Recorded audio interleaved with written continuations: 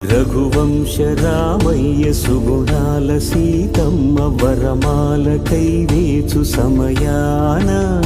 శివధనువు విరిచాకె వధువు మది గెలిచాకె మోహింది కళ్యాణ శుభవీణ కళ్యాణం వైభోగం శ్రీరామచంద్రుని కళ్యాణం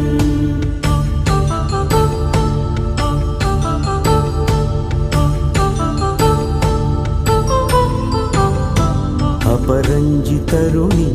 అందాల రమణి వినగానే కృష్ణయ్య లీలామృతం